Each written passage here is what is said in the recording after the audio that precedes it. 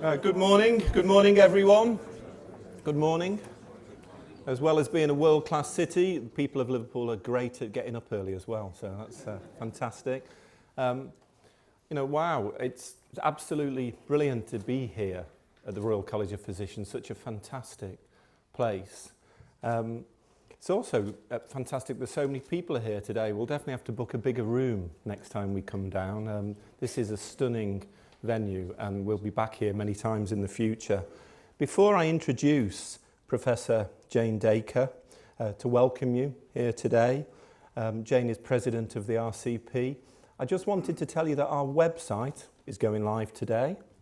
We're really passionate about the project, and the website is something that we've tried to make as accessible as possible. So through the Knowledge Quarter, you have a single point of contact for the future if you're interested in investing in this half of Liverpool city centre.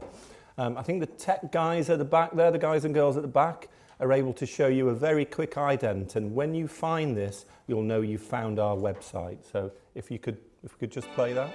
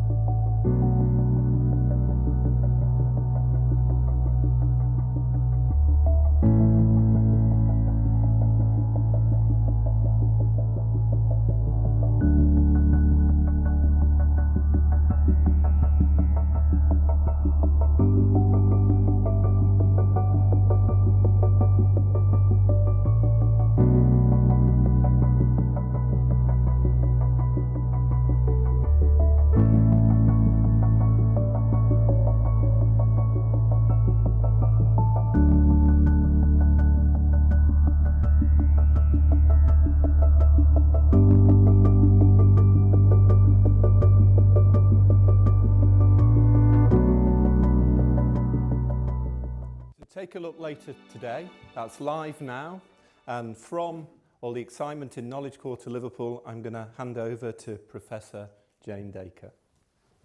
Thank you, Colin.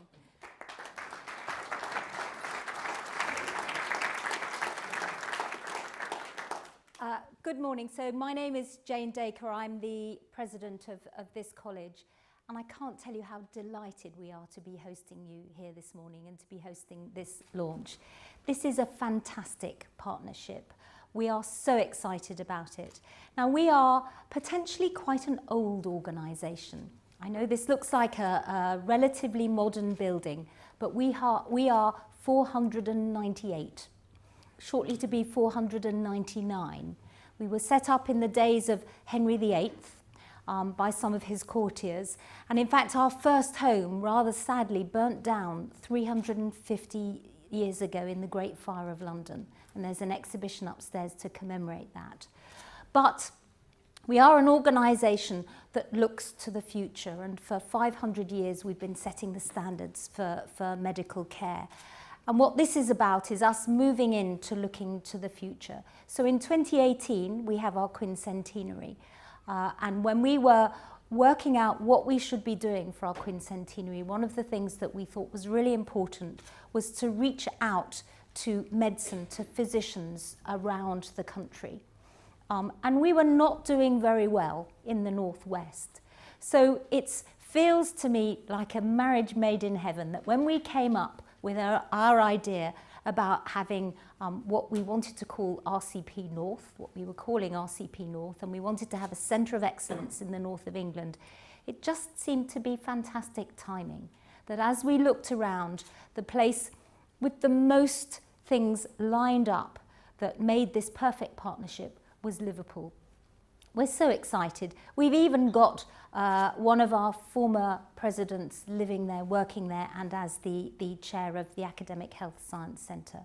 So we are so looking forward to working together in partnership. We're really excited about this launch, and we will bring physicianly standards, physicianly good practice, and physicianly values to the Knowledge Quarter, and we're really looking forward to doing it. So welcome to our wonderful building. Now, this building's only 50 years old. It's a baby. designed by Dennis Lasden. So do have a look round because it's grade 1 listed. And hey, how about another one? Thank you.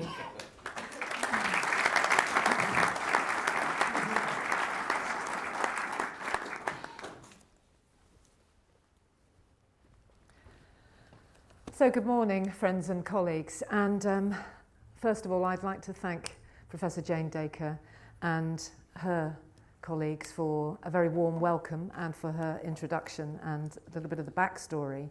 And as the chair of the Knowledge Quarter Board, can I add my welcome to Jane's. So this is a hugely important day for all of us, and I'm really pleased that so many of you have been able to join us, as Colin already mentioned, at this rather early hour. And I know you're impressed with those of us from Liverpool, and there's nothing in the rumour that we just came straight here from a night out.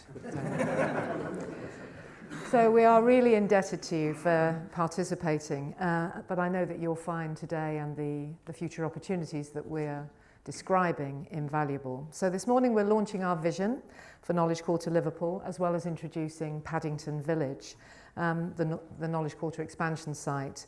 So in addition to the RCP, we're also welcoming another new arrival at Paddington, and I don't mean the second film with the bear. So more on that later.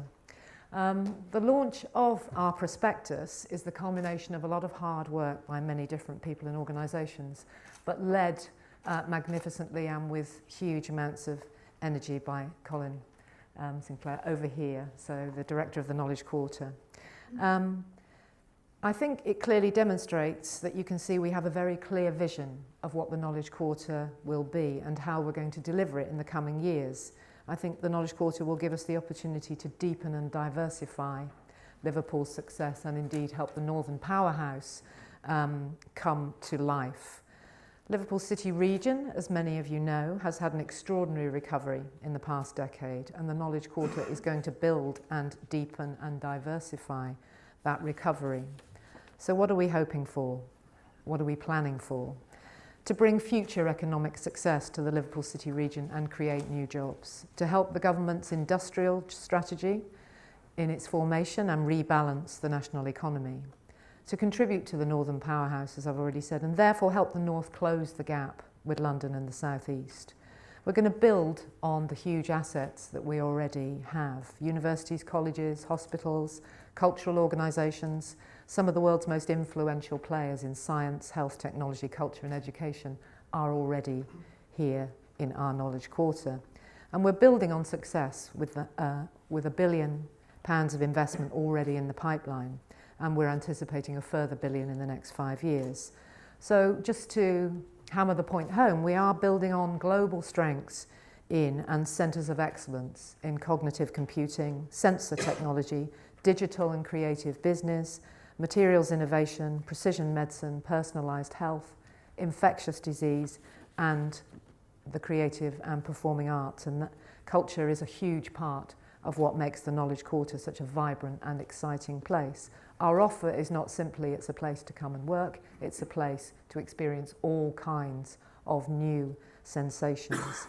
And already new buildings are springing up in the Knowledge Quarter. We have the Materials Innovation Factory on the University of Liverpool campus, and Sensor City, a joint venture between Liverpool John Moores University and the University of Liverpool, with the city as our partner, and indeed the new base, formerly known as BIS. We have the Liverpool Life Sciences Accelerator Building, the state-of-the-art Royal Hospital, and the new Clatterbridge Cancer Centre all underway. And we're going to capitalise upon and expand these assets to enable us to become one of the world's leading innovation districts. We're going to create a place for innovation and discovery in science, technology, education, medicine and culture. And we're going to do this by attracting partners such as the RCP, attracting and retaining the very best students, graduates, scientists, clinicians, academics and business innovators. And we think that we occupy a dynamic space, one that exists between ambition and delivery. And we're going to work in partnership, which is what we're very good at in the Liverpool City region. We add value, and we're going to make the quarter more than the sum of its parts. So working with the city region's existing agencies to foster more startups, business growth, attract innovative businesses and inward investment. And I think we have worked in this collaborative way in the past, and we will make it the hallmark of our work in the future. Which leads me nicely to our next theme and speaker. So if the arrival of the Royal College of Physicians in Liverpool is evidence of the power of collaboration between the Knowledge Quarter partners, then our next speaker gives us further proof that today and together we are not only greater than the sum of our parts, but we can deliver in record time. So having only recently announced that the RCP have chosen Liverpool for their Northern Centre of Excellence, Kaplan have this week announced their plans to join the RCP on Paddington Central, the first phase of the 30-acre Paddington Village scheme. And you'll hear more about Paddington from Mayor Joe Anderson later. But first, Kaplan.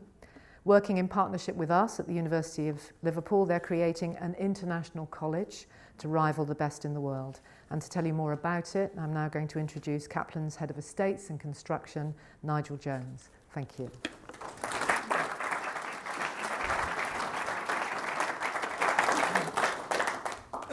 Morning, everybody. So Kaplan, we are one of the world's largest and most diverse educational providers. We're owned by what was formerly the Washington Post newspaper, and we've educated and trained students for 75 years. We've got around 1 million students around the world, so one would hope we're pretty good at what we're doing, and we operate in 30 countries. We prepare students to take exams, we recruit international students and help them to prepare into our partner universities. We provide corporate training. We're one of the world's largest English language providers. And from a medical side, we also have Kaplan Medical. We prepare students to take medical school entrance exams and licensing exams in the States. And we also have Kaplan Nursing as well, that prepares nursing students for their degree programs. So Liverpool International College, as was mentioned, is a collaboration with Kaplan and the University of Liverpool. We have been running for 10 years now, and it's one of the largest pathway colleges in the country. We have around 800-900 students a year, international students, and we provide a foundation year for those students before progressing into the university. So, the development. So we are taking this building at the bottom of Paddington Village, the Royal College of Physicians building just to the north. So we're going to be building 260 student bedrooms, 45,000 square foot of new inspirational teaching. So there is the site, the Physicians building just at the top, and our building. So when you come up Brownlow Hill, you will see our building standing tall at the top, a 12-storey tower. So this is the view up Brownlow Hill.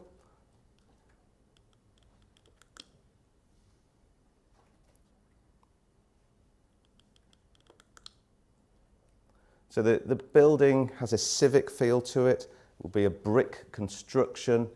It will have Kaplan's name on it, the university's name on it. It will be there to last. We're not just throwing a building up and then moving on. It will have longevity. It will look nice. It will look clean for a very long time to come. It will be a home from home for the students. It'll have a cafe, a knowledge hub, lots of study booths, social areas, so that the students can relax and study at the same time. But with the tower, it will have great views across the Mersey, across to the Wirral and over to the Welsh Hills as well. So why have we chosen the site? It's as close to the university as we could possibly get. We wanted a landmark building to show how good the partnership is with the university, and so that we can cuddle the students when they come over. We pick them up from the airport. We provide events for them at weekends. We do everything and anything to make them, they're international students, they're coming over here, a new country, a new culture. We want them to really feel part. So this building envelops the students when they come in. So the project, I was saying to Mayor Anderson that it is a collaboration with the City Council, with the university. It's great to have support from all the different parties. We aim to open in January 19. Our planning application is going in early November, so there will be some more press coming forwards on that. So I will now hand over to Mayor Jo Anderson.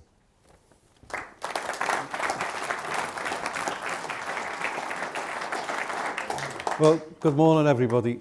Thank you to the Royal College of Physicians for hosting this morning, and obviously for your partnership, and also to the university and to Kaplan for your partnership. Can I just say that it's great to hear from the stakeholders about their vision for the site, but I just want to roll back a little bit and tell you about my vision and my Chief Executive's vision, because it's important, and Colin rightly is getting some credit for this, but I want to pay tribute to Jed Fitzgerald, my Chief Executive, as well, because we set out this site as a mayoral development zone.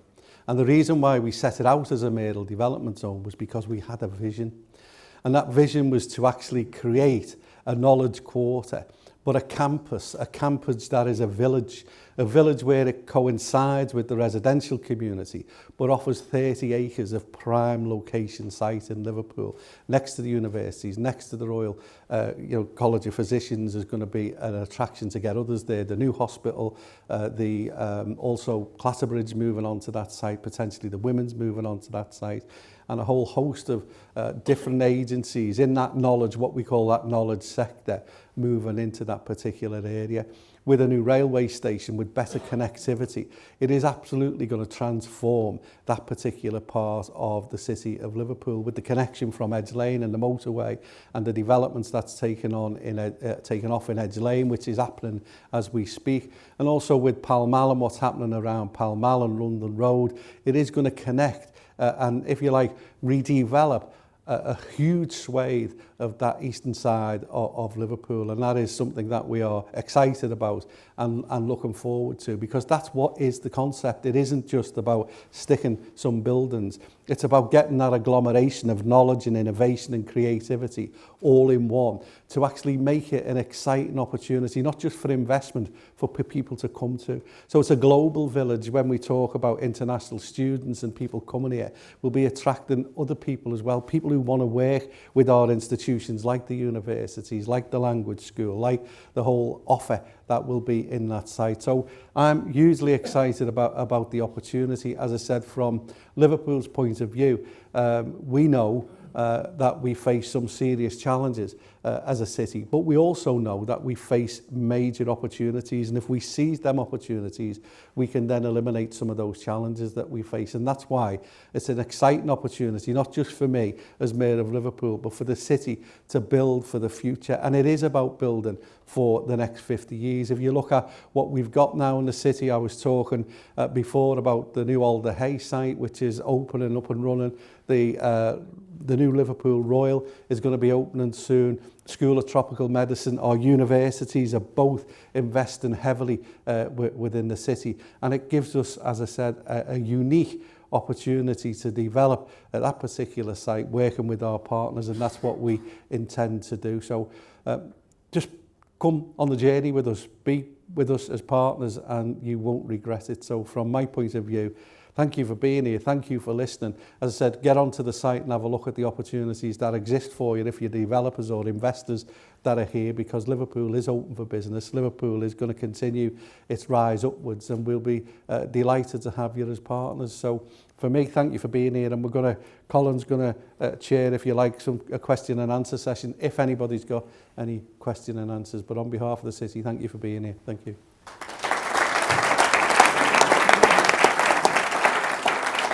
Thank you, Mayor. We've got a few minutes before those of you who are desperate to get over to Olympia need to leave. What I suggest is, Joe, if you would like to join us, and Janet and Nigel, who have spoken, we can take a few questions. I've said right from the beginning that the success is more than about knowledge. We need imagination as well. So if you can be as imaginative as possible with some questions, and then we'll field them to the panel. So who wants to go first? John? Joe. Mm-hmm. Could Yep. you give us a little bit more information about the station Mm-hmm. that's planned for the... Yeah, well, we're getting some work done about creating a new station that's going to link that part of the city. We know that there's underground tunnels there and stuff. We're working with Mersey Travel, our partners, to have a look at creating a station there, and I'm pretty determined to make sure that we make that happen, because that will connect people from Wirral and from other parts of the region to access that particular site as well. So it's crucially important that we get better connectivity to the site. No good having a site if we're not going to have that. So there's going to be also an opportunity for buses to be able to drop off on that particular site, coming from, again, across the region and parts of the city. So the station is crucially important to make sure that we get that connectivity right. So we'll be making that happen. Do you have a kind of time frame for that? We get we hope to have it, I would guess, round about 21, 22. So 5 years is what we're planning on. We need to get the feasibility study that's been done. We hope to have that sometime around about March, April next year. And then, as I said, we've already started conversations around funding and how we fund that and earmark that. So I guess, 5 years is what we're looking at for that new railway station to be there. Thank you. Do we have another question? Over here at the back. Is the project going to be affected by Brexit? Well, Donald Rumsfeld once said about the known unknowns and the knowns, and there's things that I know but don't know, and that's one of them. Bottom line is, if you can answer that question probably as good as I can, you stick your finger in the air and take a punt. Look, there are many opportunities for Liverpool and the city region to grow despite Brexit. Where on Saturday I'd take a delegation of about 20 businesses out to China. Mentioned Centre City. We're talking about investment in Centre City from Chinese.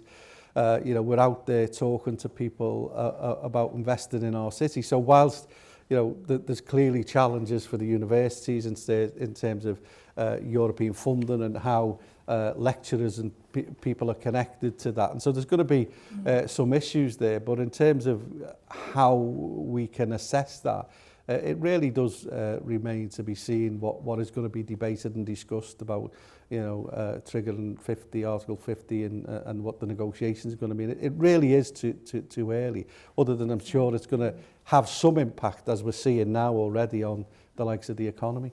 Well, one thing I would just like to add is that it's not too early to know that there's an unhealthy discourse abroad at the moment concerning international students in particular. Let's be in no doubt about how important an export industry, education, school education, higher education is for this country. We are, I think, the 5th or 6th biggest. We're bigger than pharmaceuticals in terms of the export earnings through the education of international students.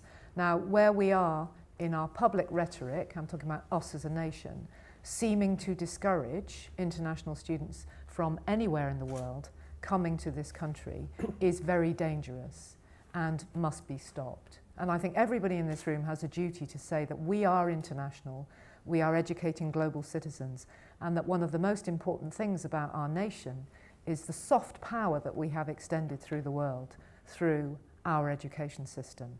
We would not want to lose this. We want to say that we're open for business, and to be open for business means that we welcome genuine students to our great centres of learning. And so, as I said, we all have a duty to talk about international students coming to this country as a very good thing, not as something which is somehow, a disreputable part of our activity, because it's not. It's an extremely important part of our activity. And if you were to ask me what the prime consideration post-referendum is for universities, it can be summed up in one word: mobility. And that is about the best brains, academics, scientists, clinicians from all over the world having access to partnership with us, but also to coming here to work, to add to our knowledge economy. Janet, and Nigel too on this, if you look at the success of the University of Liverpool, John Moores University, we've talked about the School of Tropical Medicine, Liverpool Institute for Performing Arts, the world-class institutions, what is it that has been attracting these international students and the best brains in the country to Liverpool? What do you think it is that really is the attraction? Well, I'm a relative newcomer to the city. I'm joined about 20 months ago, and all I can say is that the way that the city is affecting me must be the way that it affects other people who consider coming to live and work in the city, which is that it is a place of opportunity. It's a place of welcome and possibility and partnership, as we've already said. There's a lot going on, and I do sincerely believe that it is a moment in the, for the city region when we can build on past success and reputation, but also really move into the knowledge economy of the future with the kinds of developments that we are already attracting to the city. Yeah. I think I probably sum it up in a couple of words: Everton Football Club.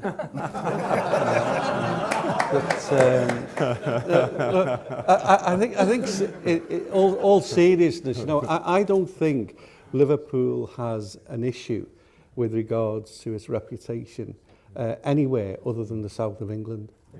If you go anywhere in the world, Liverpool's reputation, people talk about Liverpool becoming a global city. Liverpool is a global city. Liverpool has always been a global city. You only have to go to any part of the world and mention Liverpool and people recognise it for whatever reason. As I said, Everton Football Club being one of them, and music and our historic buildings, more green space than any other city outside of Paris, more historic buildings any other city than London. We've got so much going for us, and we're a vibrant cosmopolitan city, which is clearly on the up, and whether it's the Superport, whether it's the investments, all of the things that are taking place within the city. As I said, the architecture, the universities, the welcome that people get, the culture and tourism, is second to none. So I think we are, for me, needing to continue to shine a light on which is a great city, and that's what we're doing here. That's why we're continuing that investment and that trajectory upwards. We promote Liverpool International College around the world, and we don't need to say to people, oh yeah, Liverpool did this or Liverpool did that. Everyone knows it. We might need to say where it is, roughly, but if you were, I don't want to really mention somewhere like Leeds or somewhere, you would say to someone Leeds, and they'd go, what is it? The other cities around the world don't have the heritage that Liverpool does, so it sells itself. Great universities, great buildings. Liverpool photographs amazingly well when we're promoting it around the world. Sunny it as does. well. That's It's always sunny. every day. But going back to the Brexit question, we're investing many millions of pounds in the city, and we're coming forwards. Brexit, we've discussed it internally at length. Our American parent company have questioned us time and time again over it, but we are committed to the scheme, and we are investing in it. I mean, that's great news, and we've had Indian investors, American investors, we're talking about a Chinese project. They're all still here in Liverpool. I think that is great news. We've got a question here from the back corner. How does Liverpool's knowledge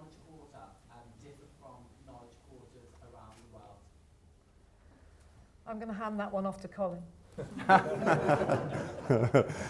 I knew it'd be Paul. By the way, Paul is responsible for our lovely ident. I've got to say, I've got to thank Bolland and Lowe for doing all our amazing brand work and graphics, and PH for the website, and of course Paul's fantastic agency for that ident. One of the things that differentiates this Knowledge Quarter from any other innovation district is the culture that's embedded into the Knowledge Quarter. If you think about any place where science and medicine take place, they're often very sterile as an environment. We've got the Everyman Theatre, the Philharmonic, I've mentioned the School for Performing Arts, we've got the best restaurants, and all of that is embedded into the Knowledge Quarter. It really does make a huge difference. Yeah, and I think that is it. You know, you can argue that the offer in terms of the campus or the knowledge campus itself, or what takes place there, is very similar.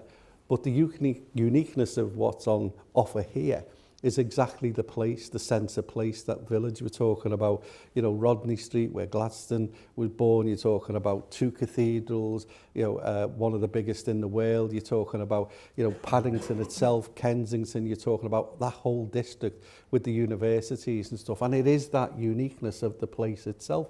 It's just different. It's just got a feel about it that is, you know, completely different, as Colin said, to the sterile places that are just popped up and placed there. And that's why it's important to hear the messages about the quality of buildings and what we're going to put in this particular place as well. It'll complement what's already there. Now, I'm getting we've got lots more questions, I know, but I'm getting the nod that we did say we would finish at 9 o'clock, and we've just gone past that. If you want to stay to network, we'll still be here. You can ask us questions at the end. I just want to thank everybody for getting up nice and early, enjoying this beautiful setting at Regent's Park, and I especially want to thank the wonderful Knowledge Quarter team who are hiding at the back there, Sally and Trish, who have made all this possible in just a matter of weeks. So thank you very much. Thank you, everyone.